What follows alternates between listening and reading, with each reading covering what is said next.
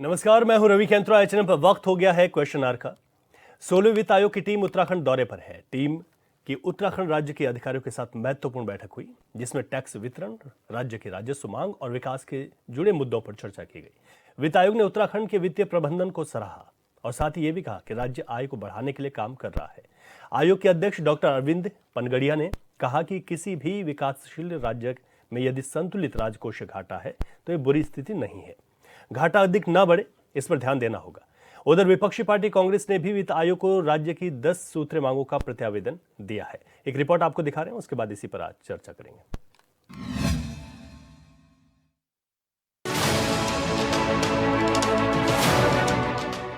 राज्य में हुई 16वें वित्त आयोग की बैठक को राज्य के विकास में काफी महत्वपूर्ण माना जा रहा है। राज्य के मुद्दों पर हुई यह बैठक राज्य के विकास में बेहतर साबित होगी, ऐसी उम्मीद की जा सकती है।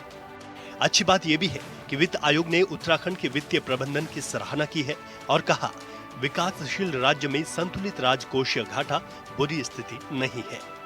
आयोग ने कहा है कि राज्य आय बढ़ाने के प्रयास कर रहा है। वित्त आयोग के अध्यक्ष डॉक्टर अरविंद पनगड़िया ने कहा कि राज्य अपनी आमदनी बढ़ाने के लिए प्रयासरत है और इसमें बढ़ोतरी की पूरी संभावना है। वो जो भी अगर ग्रोइंग स्टेट है या ग्रोइंग सेंट्रल गवर्नमेंट भी है, कंट्री अगर ग्रोइंग है तो थोड़ा बहुत फिस्कल डेफिसिट हमेशा, कोई उसमें बुरी बात नहीं है, बिकॉज आप इन्वेस्ट करने के लिए बोरो कर रहे हैं।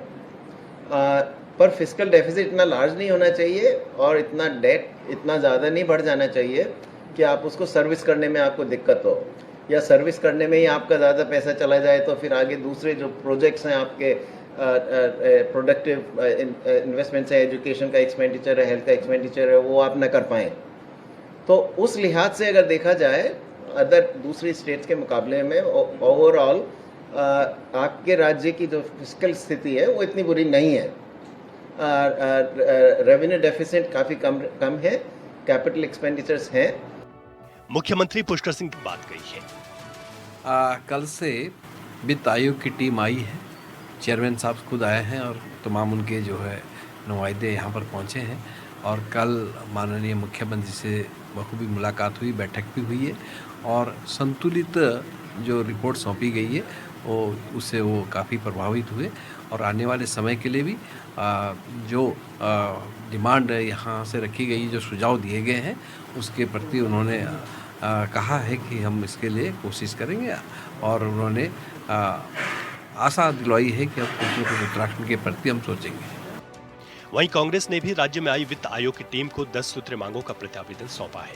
कांग्रेस के प्रदेश उपाध्यक्ष सूर्यकांत धस्माना ने कहा, कांग्रेस पार्टी ने राज्य के आर्थिक, सामाजिक, स्वास्थ्य, शिक्षा, वन, आपदा सहित कई विषयों पर प्रत्यावेदन सौंपा और साथ ही राज्य को विशेष राज्य का दर्जा देने की भी मांग रखी है। देश के 16वें वित्त आयोग के सामने उत्तराखंड प्रदेश कांग्रेस कमेटी की ओर से हमने वित्त आयोग को एक प्रत्यावेदन दिया, अपना रिप्रेजेंटेशन दिया। प्रदेश कांग्रेस कमेटी की ओर से हमने राज्य की जो आर्थिक स्थितियां हैं, राज्य की जो राजनीतिक स्थितियां हैं, राज्य की जो सामाजिक स्थितियां हैं, राज्य की जो शिक्षा के क्षेत्र में, स्वास्थ्य के क्षेत्र में, आपदा के क्षेत्र में, यहाँ का जो वन है, यहाँ की जो विषम भौगोलिक परिस्थितियां हैं, इन सब तमाम चीज़ों को दृष्टिगत रखते हुए राज्य की ओर से प्रदेश कांग्रेस कमेटी ने जो अपना प्रत्यावेदन दिया, उसमें हमने 10 सूत्रीय एक मांग पत्र उनको सौंपा, जिनमें हमने राज्य को सबसे पहले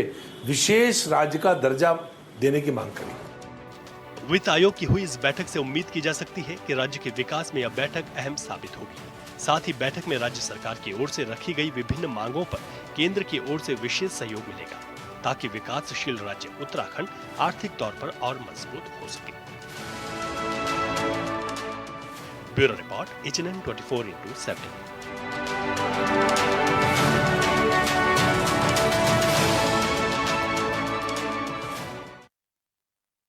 वित्त आयोग की बैठक को राज्य के विकास में काफी महत्वपूर्ण माना जाता है और राज्य के विकास के मुद्दों पर हुई यह बैठक राज्य के विकास में बेहतर साबित होगी, ऐसी उम्मीद भी की जा सकती है। अच्छी बात यह भी है कि वित्त आयोग ने उत्तराखंड के वित्तीय प्रबंधन की जब बात की तो उन्होंने इसकी सराहना कर दी और सराहना करते हुए कहा कि विकासशील राज्य में संतुलित राजकोषीय जो घाटा है वो कोई बुरी स्थिति नहीं। आयोग ने यह भी कहा कि राज्य आय बढ़ाने के प्रयास कर रहा है, वित्त आयोग के अध्यक्ष यहाँ पर डॉक्टर अरविंद पनगड़िया पहुंचे थे और उन्होंने आमदनी बढ़ाने के लिए कहा कि प्रयासरत है राज्य और इसमें बढ़ोतरी की पूरी संभावना भी है।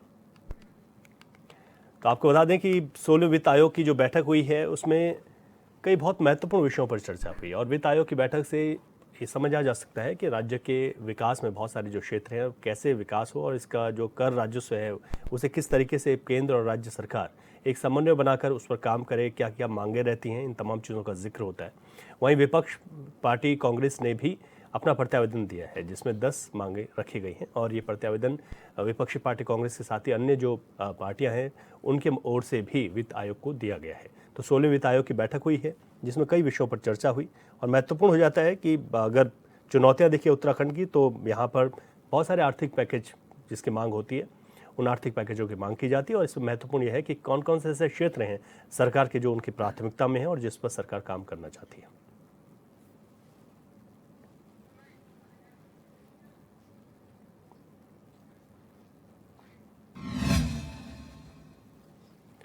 तो क्वेश्चन आवर में आपने ये रिपोर्ट देखी, 16वें वित्त आयोग की बैठक हुई राज्य में और अरविंद पनगड़िया जो कि अध्यक्ष हैं वित्त आयोग के वो देहरादून में थे और बैठक में मुख्यमंत्री पुष्कर सिंह धामी भी शामिल हुए। साथ ही साथ जो तमाम अधिकारी थे उस बैठक में मौजूद थे और बहुत सारी जो पूरा ब्यौरा है वो सरकार की तरफ से उनके सम्मुख रखा गया और उसमें कई चीज़ें सामने निकल कर आई। बहुत सारे ऐसे मांगे हैं कि राज्य के विकास में जो बहुत महत्वपूर्ण साबित हो सकती हैं। चर्चा करते हैं, मेहमान हमारे साथ जुड़ गए। भारतीय जनता पार्टी से हमारे साथ नवीन प्रसाली जी हैं, आपका स्वागत है। हमारे साथ डॉक्टर प्रतिमा सिंह कांग्रेस पार्टी से हैं, आपका स्वागत है। हमारे साथ उत्तराखंड क्रांति दल से मीनाक्षी घिल्डियाल जी हैं, आपका स्वागत है। और राजनीतिक विश्लेषक हमारे साथ राजेंद्र बिष्ट जी हैं, सर आपका बहुत स्वागत है आज की चर्चा में। सबसे पहला सवाल नवीन जी आपसे है, 16वें वित्त आयोग की बैठक काफ़ी महत्वपूर्ण और ये माना जा सकता है कि राज्य के विकास में ऐसी बैठकें बहुत महत्वपूर्ण साबित होती हैं।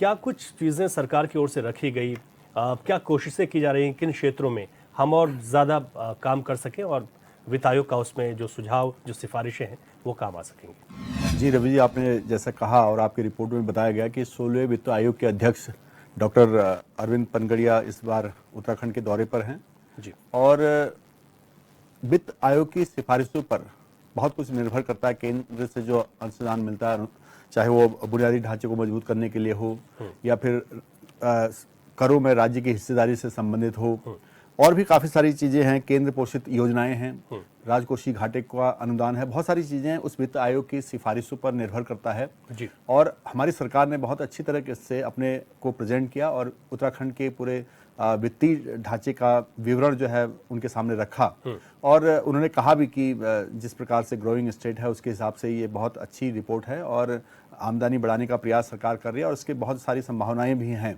तो एक संतुष्टि जिस प्रकार से उन्होंने दिखाई और हमारे भी अलग अलग विभागों ने जिस प्रकार से अपनी प्रेजेंटेशन दी, अपनी अपनी डिमांड रखी, मुझे लगता है कि एक बहुत अच्छी मीटिंग सकारात्मक रहेगी। और भी मीटिंगें इसमें होनी है, अलग अलग डिपार्टमेंट अपनी प्रेजेंटेशन और भी देंगे, अपनी रिक्वायरमेंट देंगे, तो उसके हिसाब से फिर तब तय किया जाएगा कि हमें कितना पैसा केंद्र सरकार से किन किन मदों में मिलेगा। ठीक है। डॉक्टर प्रतिमा सिंह हमारे साथ हैं। डॉक्टर प्रतिमा, क्योंकि कांग्रेस की ओर से और तमाम जो अन्य पार्टियां थे उन सब की ओर से एक प्रत्यावेदन भी दिया गया जिसमें 10 मांगे रखी गई। वित्त आयोग की बैठक में जो बात सरकार कह रही है और जिस पर वित्त आयोग ने भी जो बातें रखी हैं उस पर और जो प्रत्यावेदन आप लोगों ने दिया है उस पर क्या प्रतिक्रिया आपकी? देखिए, वित्त आयोग आपको पता है कि संवैधानिक जो है आयोग है और संविधान में इसका जिक्र है, आर्टिकल 280 इसकी बात करता है और इनका काम ही ये है कि किस तरीके से केंद्र और केंद्र के जो कर होते हैं जो है हमें जितना मिलता है पैसा हर जगह से जो हमें लाभ होता है उसको किस तरीके से हम केंद्र और राज्यों के बीच डिस्ट्रीब्यूट कर सके। और निकायों के लिए भी इनका एक अलग से, क्योंकि आपने देखा कि जब से अमेंडमेंट हुआ कॉन्स्टिट्यूशन में और आपने डिसेंट्रलाइजेशन ऑफ पावर किया और पंचायत और निकायों का अस्तित्व में आए, उसके बाद जो है इस जो है वित्त आयोग जो है वो उनके लिए भी किस तरीके से कार्य करेगा, किस तरीके से उनको जो है फंड मुहैया कराया जाएगा, उसकी भी जिम्मेदारी वित्त आयोग की है।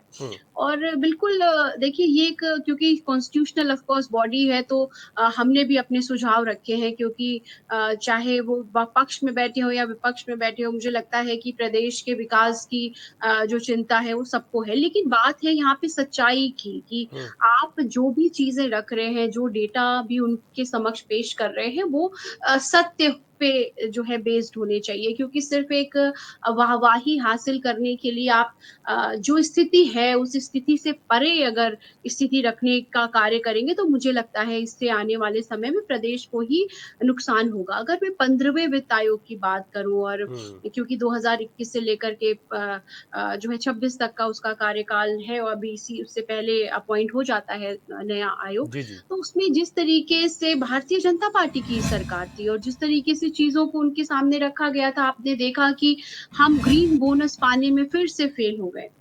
तो अगर जो कि मैं हिमालयी राज्यों की बात करूं, तो हिमालयी राज्यों के लिए ग्रीन बोनस एक बहुत महत्वपूर्ण जो है बोनस होता है, एक फंड होता है मैं कहूँ, क्योंकि आपको पता है कि हिमालयी राज्यों पे जो विकास करना है और जो उसे जो है पूरे देश से जोड़ने की कवायद है, उसकी में एक अलग डेवलपमेंट की आवश्यकता होती है। हम ऐसे प्रदेश हैं जो अपने इन्वायरमेंट को बचाने का कार्य करते हैं। हम माउंटेन्स को नदियाँ हैं हमारे जी पास, जी। जंगल है, जल जंगल ज़मीन जिसे हम कहते हैं। हम बेसिकली पूरे पूरे अगर मैं विश्व की बात करूँ, तो एक ऑक्सीजन का जो प्रोटेक्शन करने का कार्य होता है, उसे बढ़ाने का जो कार्य होता है, वो जो हम हिमालयी राज्यों पर होता है। तो हमें आज सबसे ज़्यादा ज़रूरत है, देखिए बजट में भी नहीं मिल पाया, डबल इंजन की बात करती है सरकार, उसके बावजूद भी आपने देखा बजट में अब तक हमें ग्रीन बोनस नहीं मिला। ग्रीन बोनस की दरकार है उत्तराखंड को। तो ये सारी बातें जो है हमने ज़िक्र किया है अपने जो एक उन्हें आप एक रिकमेंडेशंस दिए हैं उसमें।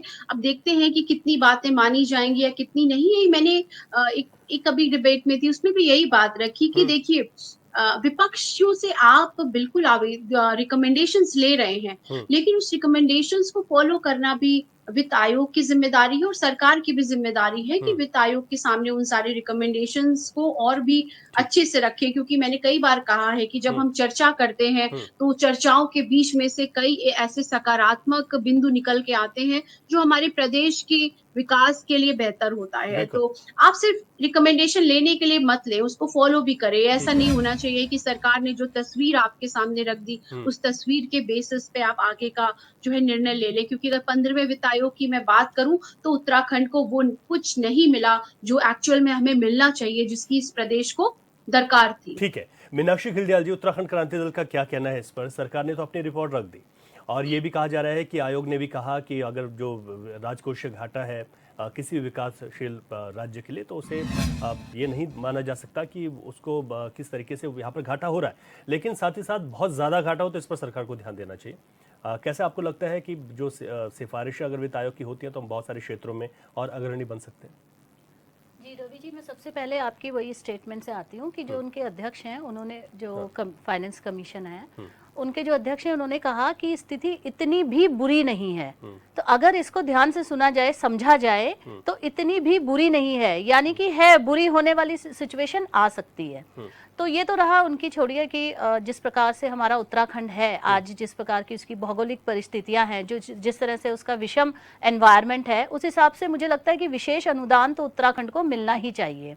लेकिन सबसे बड़ी समस्या ये है कि जो पिछली बार की अगर हम बात करें, तो पिछली बार भी हमें ग्रामीण जो बुनियादी ढांचा होता है उसके इम्प्रूवमेंट के लिए पैसा मिला था, हेल्थ सेंटर्स के लिए मिला था, और साथ ही जो आपदा के राहत के लिए हमें अनुदान मिला था। तो उसमें कैग की रिपोर्ट हमने देखी, तो कैग की रिपोर्ट में आया था कि कई ऐसी जो प्रोजेक्ट्स थे वो कंप्लीट नहीं हुए हैं, तो कंप्लीशन में प्रॉब्लम है, एग्जीक्यूशन में प्रॉब्लम है। तो इससे साफ नजर आता है कि पेपर्स में कुछ और है और धरातल में कुछ और है। तो जिस प्रकार की ये सरकार है, ये ठीक है, नो डाउट कि हम अनुदान के लिए कोशिश भी करते हैं, हम पैसा लाने की भी कोशिश करते हैं, हम केंद्र से कई परियोजनाएं भी लाने की कोशिश करते हैं, लेकिन उन सबका धरातल पर जो क्रियान्वयन है वो ढंग से नहीं हो पा रहा है, ये बात सच है। क्योंकि जिस प्रकार की आप देखिए ग्रामीण क्षेत्रों की भी अगर बात करें तो वहां की स्थिति हमने देखी है। हमने सड़कों की बात कर लो, वहां सड़कें नहीं है, कई जगह ऐसी हैं जहां सड़कों के लिए लोग आज भी तरस रहे हैं। हेल्थ सेंटर्स आप देख लीजिए, स्वास्थ्य की जो हालत है ग्रामीण क्षेत्रों में वो बहुत खराब है। तो आपदा में अभी पिछली बार हमने देखा कि किस प्रकार से आपदा में आपदा के मतलब राम भरोसे सब चल रहा है कि आपदा आ गई, लेकिन फंड उसके नाम पे लिया जा रहा है, लेकिन हम देख रहे हैं कि एग्जीक्यूशन नहीं हो पा रहा है उन चीजों का। तो हमारे लिए ये जरूरी है कि जितना भी पैसा आ रहा है, तो क्योंकि हम इस गवर्नमेंट को अच्छे से जानते हैं कि कोई भी प्रोजेक्ट आता है उसमें 40% हिस्सा तो ऊपर से नीचे तक फिक्स होता है, उसके बाद जो बचता है उसमें ये लोग ढील तो होगी, ऑब्वियसली प्रोजेक्ट भी डिले होंगे, नहीं वो चीजें धरातल पे आएंगी। तो ये जो चीजें हैं, इस सरकार को अपनी वाहवाही को छोड़ के मुझे लगता है कि इन चीजों पे ध्यान देने की जरूरत है, क्योंकि जिस भी अनुदान की ये बात कर रहे हैं, और आज की तारीख में इन्होंने एक एनवायरमेंटल फेडरलिज्म ये वर्ड यूज किया है हमारे धामी जी ने। एनवायरमेंट फेडरलिज्म की बात करने वाले चार धाम यात्रा में एनवायरमेंट की तरफ बिल्कुल ध्यान नहीं दे रहे हैं। आपने देखा किस प्रकार से वहां हेलीकॉप्टर्स चलते हैं, हेलीकॉप्टर्स चलने से वहां पे जो ग्लेशियर्स पिघल रहे हैं, वहां पे जो एक स्पेशल स्पेसीज जो जानवरों की है वो खत्म हो रही है। तो इस प्रकार की जो सरकार है, आप देख लीजिए ना कि उसके कर्म अलग हैं और उसकी बातें अलग हैं। तो मुझे लगता है इन दोनों चीजों का समन्वय जब होगा तब इस राज्य की तरक्की होगी, ना कि सिर्फ पेपरों में और दिखाने से कुछ यहाँ पे होने वाला। ठीक है, राजेंद्र बिजी से समझ लेते हैं, राजनीतिक विश्लेषक हैं। अब बिजी जी, जैसे इस तरीके की जो बैठकें हैं, खास तौर पर जब वित्त आयोग की हम बात करते हैं, तो हमारे सामने कुछ चुनौतियां होती हैं कि राज्य में जो ऋण बढ़ रहा है वो कैसे कम हो, हमारे आय के जो संसाधन हैं वो कैसे और ज़्यादा डेवलप हो सके, हम कैसे अग्रणी बने। अब आज की इस बैठक में जो मंथन निकला, जो सरकार ने अपनी बात रखी, जो आयोग कह रहा है, जो पार्टी कह रही है भारतीय जनता पार्टी, कैसे हम इसे समझ सकते हैं? और रवि जी, अगर आज जिस तरह से वित्त आयोग का जो है उत्तराखंड में आए और उन्होंने बैठक करी, तो इसमें दो तीन चीज़ें बड़ी साफ निकल के आ रही हैं। मैं कहता हूं कि धामी सरकार का बहुत अच्छा जो है वित्तीय प्रबंधन जो 1-2 साल से हो रहा है, उसके कुछ परिणाम दिख रहे हैं। जैसे हम बात करते हैं फिजिकल डेफिसिट की बात करते हैं, तो फिजिकल डेफिसिट जो है जनरली जो केंद्र सरकार है, सेंट्रल गवर्नमेंट है, वो मैक्सिमम जो उसमें कहती है कि आपको 3% के नीचे होना चाहिए फिजिकल डेफिसिट किसी जीएसडीपी का। तो पहली बात यह है कि 2025-26 के लिए जो टारगेटेड है वो 2.9% ऑफ जीडीपी का है। जो हमारी जो जीडीपी है वो करीबन 4 लाख, जीएसडीपी जिसे हम कहते हैं स्टेट की, 4,29,000 करोड़ की जो जीएसडीपी है। तो हमारा फिजिकल डेफिसिट कम है, इसका मतलब कहीं ना कहीं हम कंटेन कर पा रहे हैं अपने फिजिकल डेफिसिट को, नंबर 1। दूसरी चीज़ जो है, अगर 24-25 की हम बात करेंगे, 24-25 में जो हमारा जो टारगेटेड था वो करीबन हमारा जो टारगेटेड था वो 2.4 का था, लेकिन वो बढ़ के आया है करीबन 2.5%। तो अगर हम ये देखते हैं कि फिजिकल डेफिसिट के मामले में सरकार एक अच्छा जो है फिजिकल बैलेंस कर रही है, नंबर 1। नंबर 2 की जो बात हम कह रहे हैं कि जब भी हम एक्सपेंडिचर की बात करते हैं, तो एक्सपेंडिचर में अगर हम देखें पूरे स्टेट में जो करते हैं हर साल का जो बजट है, वो एक्सपेंडिचर पिछले साल से करीबन 9 से 10% हमारा बढ़ा है और अलग अलग सेक्टर्स में बढ़ा है। लेकिन वो इनकम कहाँ से आनी चाहिए, हमें पास रेवेन्यू रिसिप्ट्स कहाँ से आएंगी, ये बहुत इंपॉर्टेंट है। रेवेन्यू रिसिप्ट में अगर आप ये देखेंगे कि जो हमारी जीएसटी का जो मतलब हमारे पास आंकड़े आ रहे हैं, वो कहीं ना कहीं हमें जो है पॉजिटिव नज़र आ रहे हैं। और हमारे पास इसका मतलब अगर हमारे पास ज़्यादा जो है जीएसटी कलेक्शन हो रहा है स्टेट में, इसका मतलब ये है कि कहीं ना कहीं हमारे पास जो है डिफरेंट सेक्टर की एक्टिविटीज़ भी बढ़ रही हैं, वो भी करीबन 10 से 12% के आसपास जो है बढ़ के आई है। तो ये कुछ जो आंकड़े हैं जो पॉजिटिव ये दिखाता है कि स्टेट गवर्नमेंट कुछ अच्छा प्रबंधन कर रही है।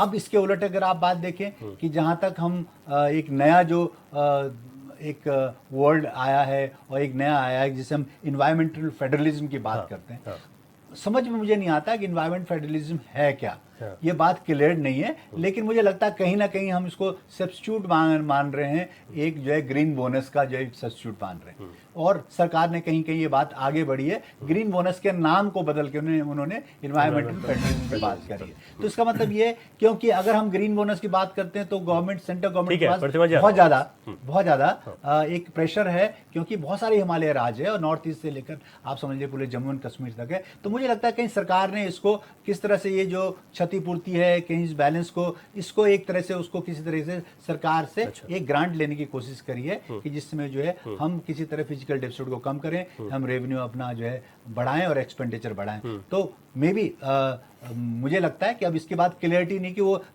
ये इन्वायरमेंट फेडरलिज्म की बात कर रहे हैं, ये इसका एक्चुअल में जो है क्या चीज़ है, ये तो आने वाले समय पर कल या परसों में पता लगेगा कि इसके बारे में क्या बात है। तो ये बहुत सारी चीज़ें, और जहां तक मैं ये कहना चाह रहा हूँ, क्योंकि अभी तो हमारे पास वित्त मंत्री नहीं है हमारे स्टेट के, तो अगर जल्दी जल्दी सरकार कोई जो है वित्त मंत्री जो है नियुक्त करे तो मुझे लगता है ये चीज़ें और भी थोड़ा सा बेहतर रूप से हो सकती है। ठीक है डॉक्टर प्रतिमा।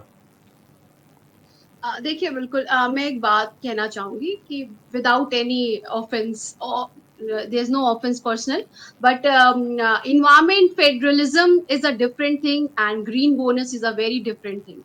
Green environment federalism का मतलब है, आपने अगर environment policy 2006 की मैं बात करूं तो environment federalism का मतलब है, क्योंकि environment जो word है ना वो जो है सेंट्रल लिस्ट में है ना वो कॉन्करेंट लिस्ट में है, वो रिजर्व लिस्ट में है, जिसमें इन्वायरमेंट से रिलेटेड जो लॉज हैं उनकी बनाने की जो जिम्मेदारी है वो केंद्र सरकार की है। तो यहाँ पे इन्वायरमेंट फेडरलिज्म का जो जिक्र हो रहा है, इसका मतलब ये है कि कई जगह हमारे ऐसी, अगर मैं फॉरेस्ट एक्ट की बात कर लूँ, वाटर की बात करूँ, एयर की बात करूँ, तो सारे सेंट्रल से गवर्न होते हैं और सेंट्रल को मैक्सिमम पावर होती है इनके एग्जीक्यूशन के लिए। क्योंकि एक स्टेट जो मैं अगर हिमालयन स्टेट की बात करूँ और उत्तराखंड की बात करूं, तो हमारे जो रिसोर्सेज हैं, बिकॉज लोकल अथॉरिटीज, इसका मतलब ये है कि जो लोकल अथॉरिटीज है, डिसेंट्रलाइजेशन ऑफ पावर से आप इसको समझ लीजिए कि ऐसी पावर जो ऊपर से हटा करके आप नीचे के लेवल तक लेके आए, जिससे कि वो जो पर्टिकुलर एरिया है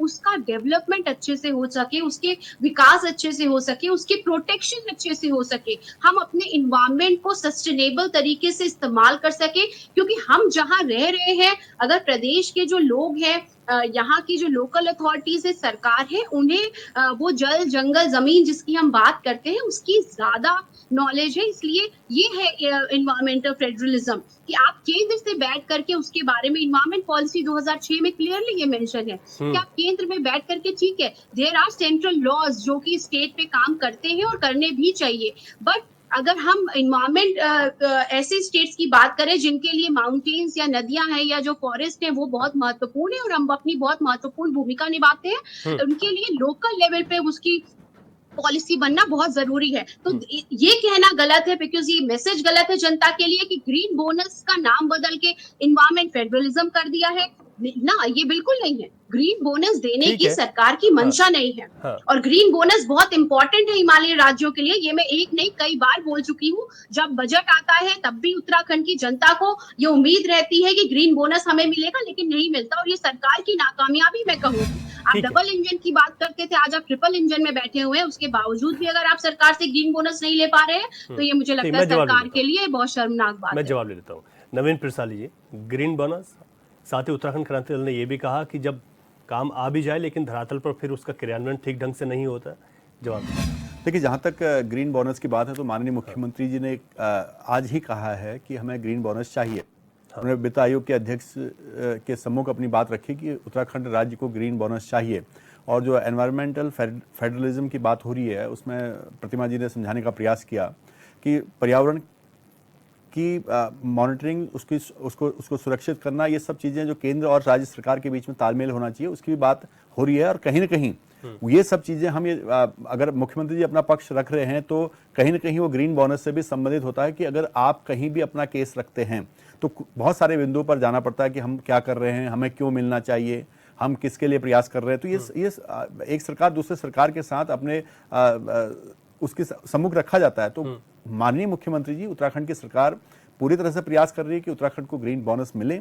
और हमारा ये मानना है कि 70% भूभाग पर जो हमारा वन है उसका हमें कुछ न कुछ मिलना चाहिए, क्योंकि हम उसका संरक्षण भी कर रहे हैं, उसको कंट्रोल भी कर रहे हैं, उसको नियंत्रित कर रहे हैं। तो सारी चीजें हम कर रहे हैं और हम केंद्र के साथ और अच्छा बेहतर तालमेल बनाकर उसको और सुरक्षित कर सकते हैं। ठीक है। तो इस सारे संबंध में बात हो रही है। मुख्यमंत्री जी ने ये भी कहा कि जो इंडस्ट्रियल कंसेशन मिलता था 2010 में जो खत्म हुआ, उसको भी हम कैसे वापस कुछ हिसाब से लें, क्योंकि हमारी भौगोलिक परिस्थितियां अलग अलग हैं और हम कैसे इंडस्ट्रीज को पहाड़ों तक ले जाए। तो वहां पर जो एसेंशियल सर्विसेज होती, चाहे हॉस्पिटल हो, एजुकेशन हो, इनमें कुछ न कुछ ऐसा मिले ताकि वहां पर उस चीज का विकास हो पाए। तो हमारी सरकार पूरी तरह से सभी बिंदुओं पर विचार करके सभी विभाग सिंक्रोनाइज होकर अपनी आवश्यकता को रख रहे हैं ताकि उत्तराखंड को बेहतर से बेहतर पैकेज मिल पाए, उत्तराखंड एक प्रगति के पथ पर आगे चले जाए। तो हमने सब कुछ व्यवस्था करते हुए एक बहुत अच्छी बैठक आज की हुई है। और भी मैंने कहा कि जैसे नगर निकाय है, उनसे भी वित्त आयोग बात करेगा और सारी चीजें होंगी, तो उसमें एक अच्छा रिजल्ट उत्तराखंड के लिए आएगा। जैसे कि फिस्कल डेफिसिट की बात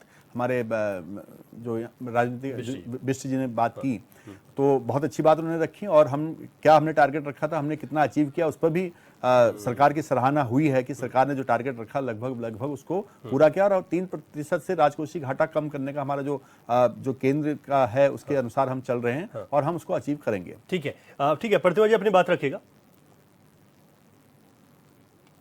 देखिए, अभी इन्होंने कहा कि जो इश्यूज हैं उन्हें सरकार रख रही है और हम पूरी कोशिश कर रहे हैं कि ये कोशिशें तब होती हैं रवि जी, जब जो है अगर ऐसा होता कि उत्तराखंड में कांग्रेस की सरकार होती और केंद्र में भारतीय जनता पार्टी की सरकार होती, तो इस तरीके की जो कोशिशें हैं, मुझे लगता है अगर हम ये कहते तो समझ में भी आता।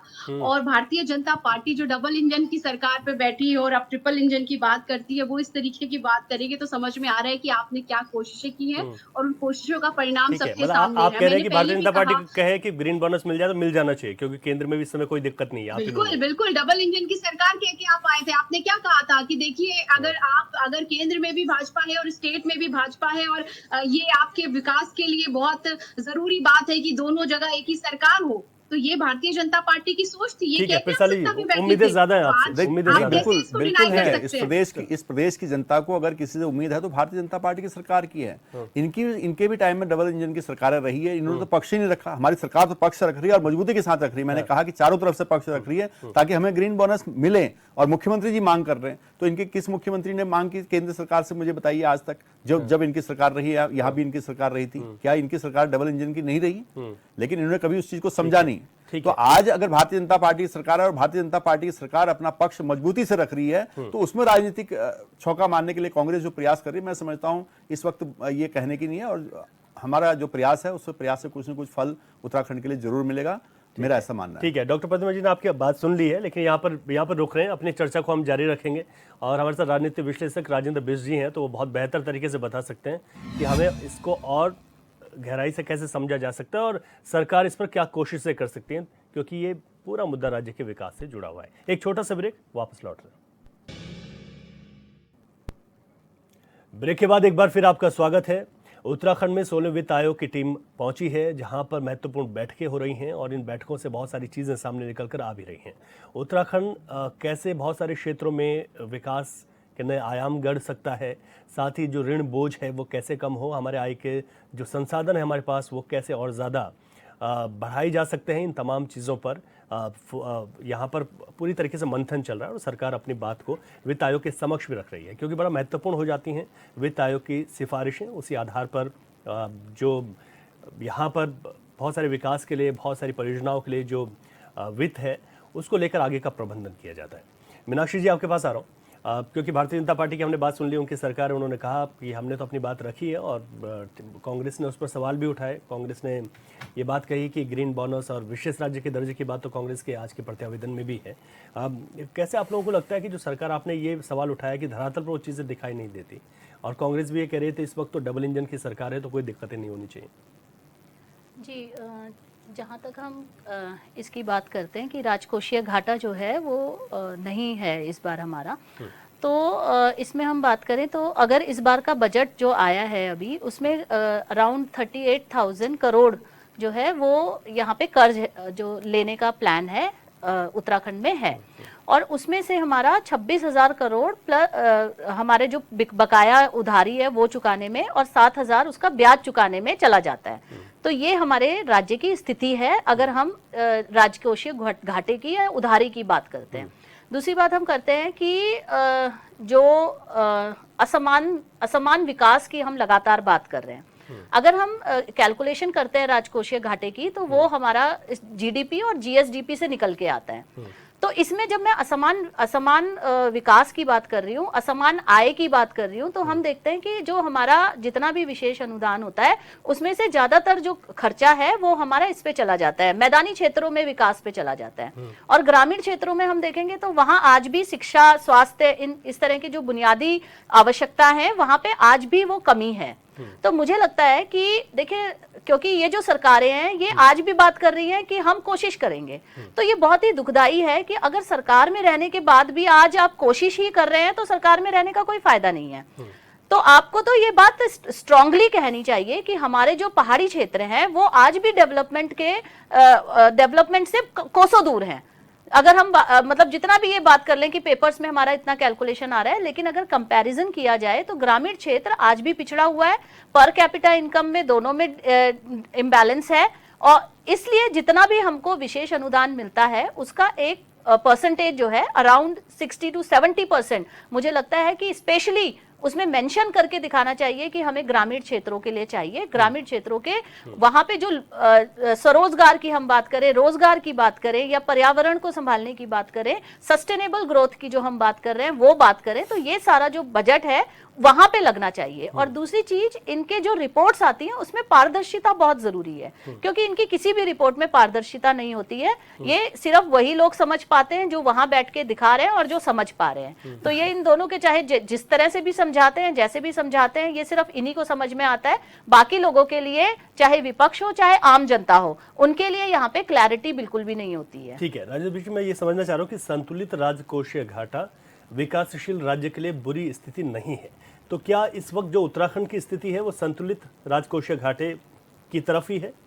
देखिए, जहाँ तक बात ये कहते हैं कि अगर हम बजट की बात करते हैं और बजट में जब हम फिजिकल डेफिसिट की बात करते हैं तो उसमें एक उसका एक बेंचमार्क है कि आप फिजिकल डेफिसिट को कम से कम लाने के लिए बजट में प्रावधान होना चाहिए, क्योंकि उसकी वजह से क्या है कि आगे जो डेवलपमेंट है, डेवलपमेंट में किस तरह से फंड्स आएंगे, रेवेन्यू रिसिप्ट्स कैसे आएंगी, अलग अलग उससे किस सोर्स से पैसा आएगा और उसका एक्सपेंडिचर कैसे होगा, और क्या हम बोरोइंग तो इतना नहीं कर रहे हैं कि जिससे हमारा सारा पैसा जो है बोरोइंग के इंटरेस्ट उनको सर्विस करने में सारा पैसा लग जाएगा। तो ये बहुत सारी चीज़ें उसमें आती हैं और उसमें हम ये देखते हैं कि रिसिप्ट और एक्सपेंडिचर में क्या डिफरेंस है उसको हम देखते हैं और उसमें बोरोइंग के हिसाब से हम उसको एक तरह से बजट में उसका प्रावधान करते हैं।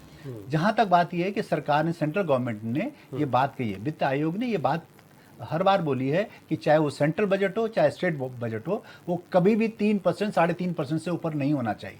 तो अगर हमारा स्टेट का जो है फिजिकल डेफिसिट कम है तो ये हमारे लिए बेटर एक स्थिति है, एक अच्छी स्थिति है फाइनेंशियल बजट की, तो जो हम विकास के लिए आगे जा सकते हैं। मैं कुछ आपको डेटा देना चाहता हूं। जो ये 25-26 का जो बजट बनाया, इसमें 3 सेक्टर के ऊपर बहुत बड़ा काम हुआ, उसमें बजट एलोकेशन बहुत ज़्यादा हुई है। जैसे मैं आपको कहते हैं, आप समझ लीजिए कि स्पेशली वाटर सप्लाई और सैनिटेशन, अगर आप 24-25 का बजट देखेंगे 157% का हाइक मिला है। अगर हम बात करते हैं स्पेशली एग्रीकल्चर और एग्रीकल्चर डेवलपमेंट में, एग्रीकल्चर के एलाइड एक्टिविटीज में देखेंगे तो करीबन 13% का ज़्यादा प्रावधान है। अगर हम ये देखते हैं कि एनर्जी सेक्टर में, स्पेशली रिन्यूएबल एनर्जी है या चाहे हाइड्रो एनर्जी है, उसमें भी करीबन 54% का जो है बजटिंग मतलब ज़्यादा गवर्नमेंट ने दिया है। तो गवर्नमेंट का कहीं ना कहीं फोकस एरिया है कि हम किसी तरीके से एक जो हम इन्वायरमेंटल फेडरलिज्म की बात कर रहे थे कि कहीं ना कहीं हम इस तरह की जो है एनर्जी डेवलप करें, रिन्यूएबल एनर्जी करें या इस तरह के जो करें कि जिससे हमारा जो है प्रोडक्शन ज़्यादा हो और हम लोग इन्वायरमेंट को भी उस तरह से कहीं ना उसको मतलब डैमेज कर सकें। और जहाँ तक वाटर सैनिटेशन की बात है, उसके ऊपर भी काफ़ी काम उसमें हो रहा है, ये बजट में प्रावधान है। लेकिन कहीं कहीं अगर आप ये देखेंगे बजट में कुछ जो है रिड्यूस हुआ है, तो उसको भी हमें गवर्नमेंट को देखना पड़ेगा कि कहाँ डेवलपमेंट में वो हो रहा है, ये काम हो रहा है या नहीं हो रहा है। जैसे आप बात कर रहे हैं स्पेशली न्यूट्रिशन और फैमिली वेलफेयर में बजट जो है घटा है,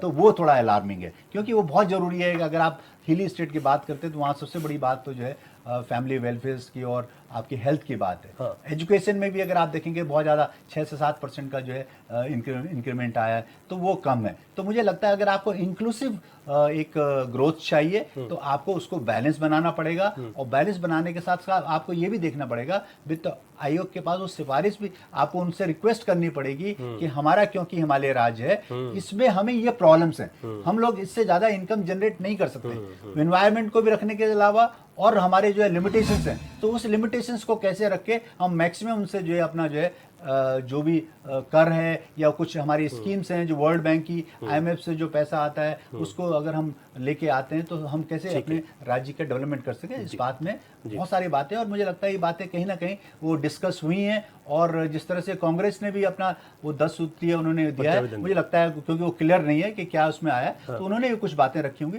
तो मुझे लगता है वित्त आयोग को ये सारी चीज़ें जो है समझनी पड़ेगी और उसको एक थोड़ा सा जो है वेटेज देना पड़ेगा उत्तराखंड को। नहीं, ये भी महत्वपूर्ण होता है कि वित्त आयोग जब किसी राज्य में आता है तो जरूर नहीं कि जो सत्ता में बैठी पार्टी, हाँ, जो अन्य पार्टियां भी हैं वो भी सारे मतलब जितने स्टेक होल्डर्स हैं उनसे भी लेते हैं, NGO वगैरह, और जितने भी आपके नगर पंचायत नगर निगम उनके रिप्रेजेंटेटिव उनसे भी बात करते हैं कि कहाँ किस तरह से। बिल्कुल ठीक है प्रतिमा जी। देखिए बिल्कुल इसी वजह से ग्रीन बोनस बहुत महत्वपूर्ण हो जाता है। मैं विजय की बात से बिल्कुल सहमत हूँ कि देखिए उन्होंने कहा कि एनर्जी डेवलप करने के लिए हमने बजट में एलोकेशन किया और उसको बढ़ाया भी। यही अगर आपको केंद्र सरकार से ग्रीन बोनस मिल जाता तो आप वो बजट का जो पैसा है जो आप एलोकेट कर रहे हैं रिन्यूएबल एनर्जी और एक एनर्जी जनरेट करने के लिए, क्योंकि आपको पता है इन्वायरमेंट को सस्टेन करवाना भी हिमालयी राज्यों की बहुत बड़ी एक जिम्मेदारी बनती है। तो ये वो पैसा अगर केंद्र से एज अ ग्रीन बोनस आता तो आप वो बजट का पैसा जो आप इसमें लगा रहे हैं वो आप अन्य ऐसी जगहों पे लगा सकते थे जिसकी वजह से आज प्रदेश में पलायन बढ़ रहा है। और कांग्रेस पार्टी ने क्या सजेशंस दिए उस पे मैं थोड़ा सा जो है लाइट डालने की कोशिश करूंगी।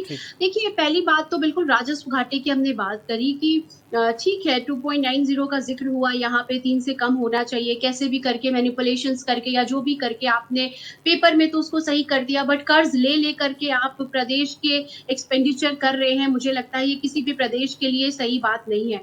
30,000-35,000 करोड़ का जो कर्ज था वो आज 1,20,000 करोड़ के करीब पहुंच चुका है, तो ये बड़ी मुझे लगता है चिंता का विषय है। तो इसीलिए राजस्व घाटा आज चलिए आज स्थिति सही है लेकिन कल स्थिति खराब ना हो जाए, इसलिए आपको वित्त आयोग से ये रिक्वेस्ट करनी चाहिए कि अगले 10 सालों के लिए ये जो एक राजस्व घाटा एक व्यय और जो हमें मिल रहा है उसका जो बीच का एक अंतर है उसकी थोड़ी बहुत जिम्मेदारी जो है वित्त आयोग जो है लेने का कार्य करे। दूसरी महत्वपूर्ण बात मैंने कही कि पलायन इस प्रदेश के लिए बहुत एक इम्पोर्टेंट मुद्दा होना चाहिए, पर इसके लिए भी आपने देखा बजट में भी हार्डली 10 करोड़ रुपए सैंक्शन किए गए। और वित्त आपको लगता है आयोग से इस बात का जिक्र करना चाहिए कि क्या क्या ऐसे एरियाज हैं जिसकी वजह से पलायन होता है। और आपने अभी देखा कि पलायन आयोग की जो सर्वे रिपोर्ट आई थी उसमें उन्होंने ये बताया कि शिक्षा की जो बदहाल व्यवस्था है 15.21% जो है वो शिक्षा जो है की वजह से लोग पलायन करते हैं, और उसके बियॉन्ड जो है 50% के करीब जो है 40% के करीब जो है वो रोजगार का सृजन नहीं है। तो आप पलायन के लिए अगर आप एक अच्छा पैसा वित्त आयोग से लेने का मुझे लगता है अगर संघर्ष करें आपको मिल जाए तो ये प्रदेश के लिए अच्छा होगा, कि अस्थाई जो एक स्थायी पलायन होता है एक अस्थाई पलायन होता है। स्थायी पलायन तो लोग पूरा छोड़ करके जो एक उम्मीद के साथ थे कि हम आएंगे कभी, वो भी उनकी उम्मीद खत्म हो गई, वो आपका प्रदेश छोड़ के चले गए। अस्थाई पलायन के जो लोग हैं उन्हें अभी भी मन में उम्मीद है, तो आप कुछ ऐसा करने की कोशिश करिए, चाहे रोजगार सृजन के माध्यम से स्वरोजगार इतनी सारी योजनाएं आप लेके आते हैं जो धरातल पर आप नहीं उतार पाते हैं, उनके लिए तो मुझे लगता है पलायन इस प्रदेश में जो है रुक जाएगा। आपदा प्रबंधन के लिए भी आपको जो है वित्त आयोग से जो है बात करनी पड़ेगी और उनसे रिक्वेस्ट करनी पड़ेगी कि आपको अलग से पैसा दे, क्योंकि आपने समर्स में देखा गर्मियों में वनाग्नि की स्थिति इतनी बढ़ जाती है, बारिश में भूस्खलन हो जाता है, 4 धाम यात्रा अपने चरम पर होती है उस ड्यूरेशन में। पिछली बार आपने देखा यमुनोत्री गंगोत्री हाईवे का क्या हाल था। तो ये सारी बातें मुझे लगता है अगर हम अच्छे ढंग से सरकार से, मैंने पहले भी कहा कि वाहवाही लीजिए लूटिए कोई बात नहीं, भाजपा की आदत है, लेकिन आप वाहवाही के साथ साथ प्रदेश के ऐसे मुद्दे जो बहुत महत्वपूर्ण है आने वाले समय में, आप देखिए, आप मैं कहती हूँ परेशानियों को अगर आंख बंद करके आप देख लें कि आंख बंद कर ले उन परेशानियों से, तो परेशानियां दूर नहीं होती हैं, परेशानियां तो वहीं पे रहती हैं। इसलिए सरकार को सोचना चाहिए। दूसरी बात, मैं वैशाली जी की बात का जवाब दूंगी। मुझे लगता है कि इनको शायद पति, इन्होंने कहा कि कांग्रेस की कभी डबल इंजन की सरकार नहीं रही, तो आप भूल गए हैं शायद कि जो है हमारी डबल इंजन की सरकार रही और प्रदेश में भी हमारी धन्यवाद सरकार थी और प्रतिमा जी, मैं केंद्र में यही भी कह रहा हमारी था, सरकार थी। आपने नहीं सुना सही। मैंने ये कहा कि नहीं, आपकी भी डबल इंजन की सरकार रही थी, आपने तो पक्ष नहीं हाँ, रखा। तो उस वक्त हम आपको उस वक्त पक्ष सुन रख लीजिए, रहे हैं। तो उस वक्त शायद मुझे उस वक्त हमने चीख चीख के ये जनता से नहीं कहा था कि देखिए हमें बिठा लीजिए सत्ता में क्योंकि वहां हमारी सरकार है, नहीं तो यहाँ भी आप तो आप लेके आएंगे। क्यों, तो आपकी मैं ये क्या बोल रहा हूँ कि बात आपने तो जाएगी? पक्ष नहीं रखा, बीच हम तो में मजबूती मत से अपना टोकिए, पक्ष मैं रख रहे बीच में हैं। नहीं तो आप में हम में यही तो अंतर है। देखिए कांग्रेस और भारतीय जनता पार्टी में यही अंतर है कि जब आपकी डबल इंजन की सरकार थी, जब आपकी डबल इंजन की सरकार थी, आपने ये मुद्दा छुआ ही नहीं। और आज हमारी सरकार, जब माननीय मुख्यमंत्री जी कह रहे हैं कि इस राज्य को ग्रीन बोनस मिलना चाहिए, हम बात कर रहे हैं, तो आप कर रहे हैं, आपने सुना ही नहीं जो मैं बोल रहा हूँ, आपने सुना ही नहीं। आपके चीखने चिल्लाने से नहीं, आपकी संस्कृति थी। आप जो भी बातें कर रहे हो कांग्रेस की संस्कृति से, कांग्रेस के संस्कार से बोल रहे हैं। लेकिन भारतीय जनता पार्टी की सरकार ग्रीन बोनस भी मांग रही है, इस प्रदेश के सर्वांगीण विकास के लिए अन्य अनुदान भी मांग रही है, योजना भी मांग रही है, हर कुछ मांग रही है। लेकिन कांग्रेस को बौखलाने की आवश्यकता क्यों है, बताइए क्यों बौखला रही है कांग्रेस? कांग्रेस क्यों बौखला रही है? कांग्रेस क्यों बौखला रहे हैं? कांग्रेस क्यों नहीं बौखला रही? देखिए आपने छेड़ दिया, जब छेड़ दिया तो फिर सुनना पड़ेगा। ठीक है प्रतिमा जी, नहीं, मैं ये बोल रहा हूँ ठीक है, कि कांग्रेस ने मैं समझ ग्रीन रहा हूँ। बोनस के लिए एक अपनी प्रतिमा जी, सरकार ने क्यों नहीं बोला? ठीक है, मैं प्रतिमा जी, मैं आपके इस सवाल को आगे बढ़ा रहा हूँ। मैं प्रतिमा जी आपसे पूछना चाह रहा हूँ, रवि जी, मैं आपके माध्यम से प्रतिमा जी से ये पूछना चाह रहा हूँ कि जिस प्रकार आज भारतीय जनता पार्टी की राज्य सरकार केंद्र सरकार से ग्रीन बोनस की मांग कर रही है, कांग्रेस की सरकार ने अपने सरकार से क्यों नहीं की? क्यों नहीं की आपने क्यों नहीं की? मैं यही बोल रहा हूँ। ठीक है, आप सुन लीजिए। एक सवाल अच्छा, आपको उनका जवाब सुनिए।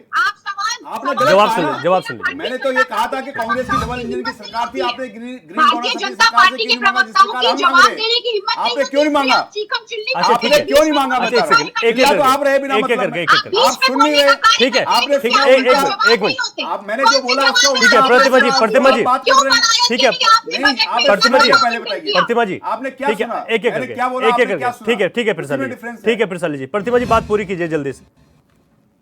मुझे लगता है कि देखिए, बौखलाता वो व्यक्ति है वैशाली जी जो बीच में टोकता है। मैं आपकी हर बात सुन रही थी, लेकिन आप आपकी सवाल जो रखिए। बात मुझे अच्छी आप- नहीं आप- लगी आप उसको बता मैंने ठीक टोका। है, अब आप मैं- मेरे मैं- सवालों के मैंने क्या जवाब कहा, दे इन्होंने दीजिए। क्या आपको सुनाई? ठीक है, पता प्लीज होगा। बताइए। ठीक है। तो अच्छा, आप मेरी बात पहले का बताइए। जवाब ठीक है, प्रतिमा दीजिए जी, कि उनकी ओर से ये कहा गया कि आप लोगों की जब डबल इंजन की सरकार थी तो उस वक्त आप लोगों ने कितनी कोशिश की ग्रीन बोनस के लिए, ये सवाल था। उस क्यों पर कोशिश नहीं की? जवाब, उस पर जवाब बिल्कुल दीजिए। हमने कोशिश की। और मैं आपको एक बात, यही वजह है कि मैंने इस बात को उठाया कि अगर आप थोड़ा सा पढ़ के आ जाते तो आपको समझ में आ जाता। सब पढ़ा कि हमने ग्रीन प्रतिमा जी, बोनस का जो कांग्रेस को बहुत discussion अच्छी था, तरह इस प्रदेश की जनता ने पढ़ा है। अच्छा, सुन लीजिए। हमको छोड़िए, प्रदेश की जनता ने पढ़ लिया, अच्छा, देश की अच्छा, जनता ने जी, कांग्रेस प्रसाद को जी, पढ़ लिया। समझना प्रसाद पड़ेगा जी। क्योंकि कांग्रेस आपने को पूरे देश की जनता ने पढ़ लिया, पढ़ के फाड़ दिया है। भूल ना जाए कांग्रेस का पन्ना अच्छा, पूरे ठीक है, प्रदेश ठीक की, है। पूरे देश अच्छा, की मैं जनता सवाल ने कर रहा हूँ। पढ़ के कूड़ादान ठीक है में प्रतिमा जी, डाल मैं दिया सवाल कर रहा हूँ नवीन जी से। एक मिनट प्रतिमा जी, एक मिनट। भाजपा में नवीन जी, नए नए देखिए, हुए हैं, कांग्रेस का जो आपको सवाल था और भूल उत्तराखंड जाएगी क्रांति दल का जो आपकी सवाल था वो एक ही आपके है। पास। बात थी ग्रामीण स्थिति को कैसे हम बेहतर बना सके, वो सवाल का सार ये था। ग्रामीण, जैसे उन्होंने पलायन का जिक्र किया, ग्रामीण स्थिति को बेहतर बनाने के लिए वहां पर आय के संसाधन कैसे हों, पलायन अगर चल रहा है उसके पीछे शिक्षा, स्वास्थ्य, अच्छी सड़कें, इस पर सरकार कैसे फोकस करेगी?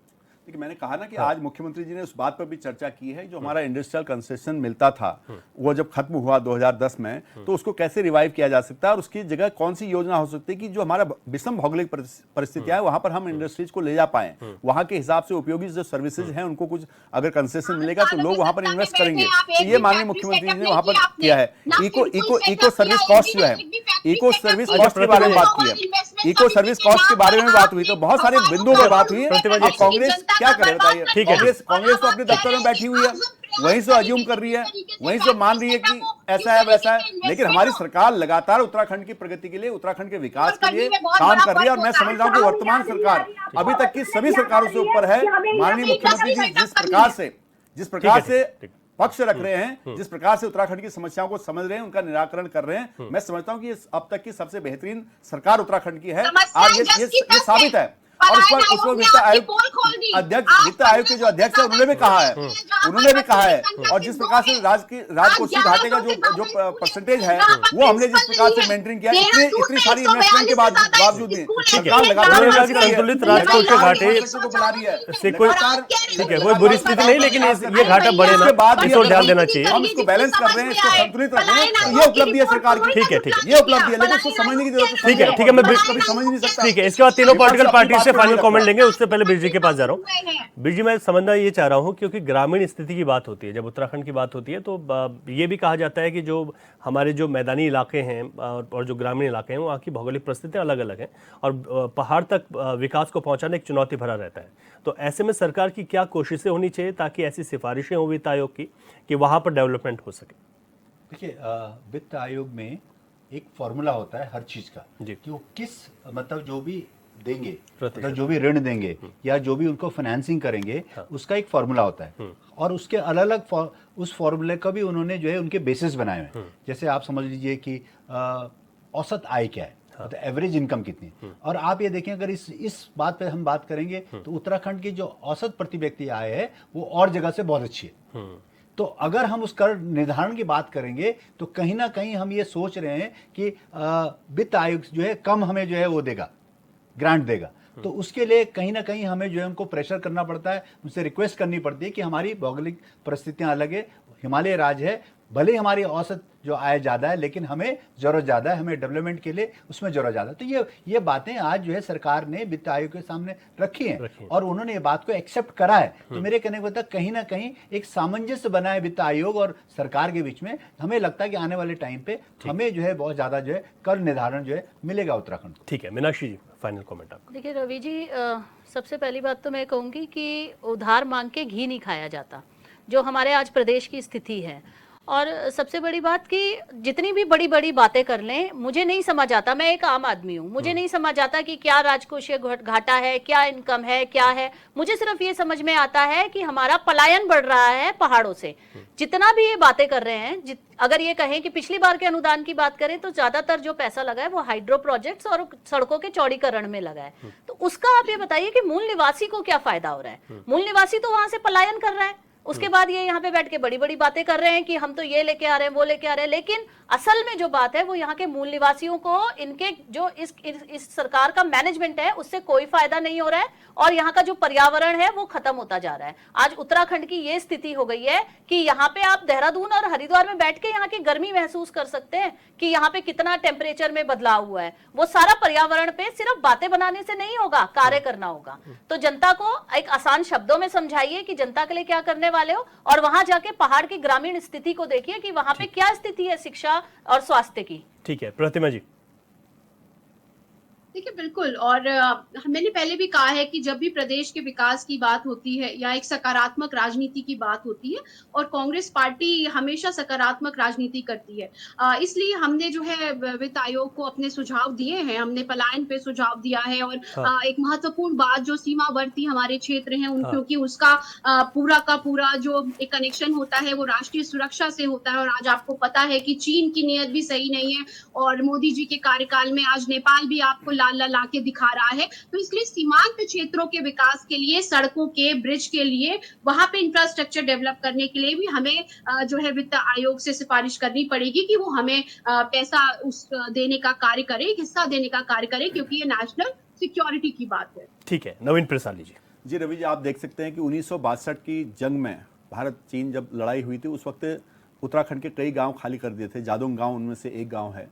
अगर उस गांव को आज इतने सालों बाद विकसित करने का कोई काम करा तो भारतीय जनता पार्टी की सरकार कर रही है, और वहाँ पर उनको पुनर्स्थापित कर रही है, और वहाँ पर सरकारी सहायता से उनके घर बन रहे हैं। 26 से ज़्यादा घर उनके बन रहे हैं ताकि वो वहाँ पर सीमांत क्षेत्र में रह पाए। जो ये कहते थे कि बॉर्डर पर कभी रोड नहीं बनानी चाहिए, इससे चीन कहीं हमारे घर में ना आ जाए, इस डर से या इस थ्योरी जो उनकी परिभाषा थी उसको हमने बदला है। आज हमने बॉर्डर तक, सारे बॉर्डर तक चौड़ी चौड़ी सड़कें बनाई है, इंफ्रास्ट्रक्चर को बढ़ाया है।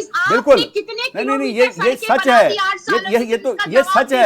आप गूगल सर्च कीजिए। आप प्रतिमा जी, आप तो डॉक्टर हैं, आप रिसर्च करते हैं, थोड़ा इस पर भी रिसर्च कर लिए कि आपके नेताओं ने ऐसा कहा या नहीं कहा। आप तो रिसर्चर हैं, आप रिसर्च कर लीजिए इस बात पर। तो हमने सीमांत क्षेत्रों में आज डिप्लॉयमेंट को बढ़ाया है, आज वहां पर अत्याधुनिक मशीनें लगाई हैं, रडार सिस्टम लगाया है, सर्विलांस सिस्टम लगाया हुआ है, इन गांवों को वही बता रहे हैं। स्थापित करने प्रतिभा जी वही बता रहे हैं, सुन लीजिएगा। इंफ्रास्ट्रक्चर का विकास किया जा रहा है, चौड़ी चौड़ी सड़कें जो आप देख रहे हैं सीमा तक पहुंच रही है, तो इससे ज्यादा ये काम हुआ है, इसको देखना पड़ेगा। और यही उत्तराखंड की जनता चाहती है, इसलिए भारतीय जनता पार्टी को चुन रही है।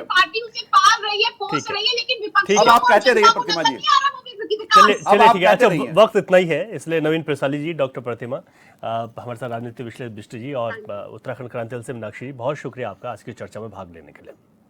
वित्त आयोग की बैठक हुई है और इसमें ये माना जा सकता है कि जो बातें राज्य ने जो रिपोर्ट वित्त आयोग के सामने रखी, उससे आने वाले वक्त में उत्तराखंड के विकास में यहाँ के आय के संसाधन कैसे बढ़ सकते हैं उसको लेकर, और साथ से ऋण का बोझ कैसे कम होगा उसको लेकर एक अच्छी योजना धरातल पर देखने को मिलेगी। और केंद्र से उसका जब सिफारिश वित्त आयोग की होंगी तो उसका सहयोग मिलना ऐसे में तय माना जा रहा है। क्वेश्चन आवर में इतना ही। नमस्कार।